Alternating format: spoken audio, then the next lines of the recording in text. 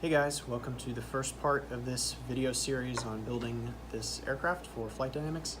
I'll be taking you through the tutorial. We're going to break this up into different videos, smaller pieces, to make this very manageable and quick rather than one long continuous video.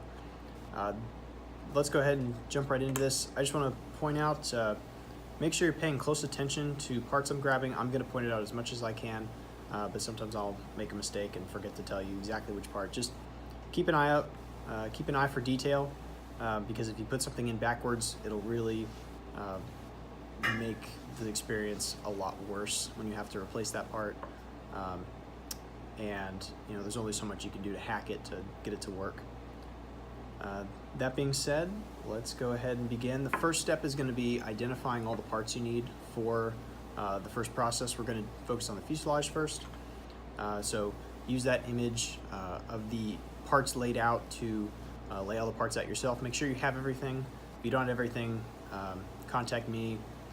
I'll be around the makerspace. I can cut you a new part, or I can get you just directly the design file and you can laser cut it yourself if you know how. So check all the pieces, make sure they're there, and also check to make sure that the different holes for them are all punched out. And if they have little nicks on them and stuff that didn't quite get cut out, just tear those off. It's no big deal. It'll just make it a little bit more of a friction fit when you push these parts together. Okay, so let's talk about the first thing you need to do with these four specific parts. You need to install blind nuts, and that's these little metal bits. They lock into the wood with these little, three little tabs on them, and they'll stay. We don't have to glue them down, we just have to screw them in. And I'll show you how to do that in a second. But basically, you want to put them into these two parts. Since these are 2D laser cut, they're the same front and back. Just make sure that you get all four of the blind nuts facing the same direction. So that's for this part. This part, there's two identical parts that look like this. Only one of them needs the blind nuts. And again, make sure they're on the same side. And then we have these two parts. And you're gonna have to pay attention. There are two other parts that look like this. It's actually this part, but these are different. These two parts have this tab in the middle, whereas this part has three holes in it. So make sure you're grabbing the part with the tabs, and you're going to just take one of them and install blind nuts all on one side. That's the easiest way to do this. One side for this part, and then the other part, you have to make it mirrored. So notice how these are mirrors of each other. And I left one blind nut out because I'm going to show you how to install the blind nut. So do one part and then mirror it on the other side. So how to install a blind nut.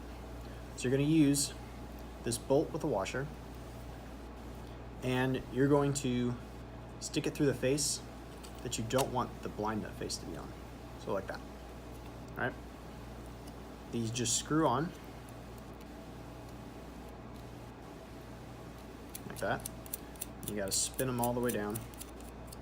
Now you want to just finger tighten it down as much as you can. All right. This is going to hold it in place so that as you pull it, it's not going to spin, because if it ends up spinning, it'll break off those tabs. So it'll pull it by screwing in this number 4 bolt. You'll pull this blind nut into the wood. So I'm just going to screw it down, and it pulls itself in. You don't need to wrench it tight. You'll get to a point when the torque you need to apply greatly increases. Don't go past that. Just give it a good wrenching down, and then back out the bolt.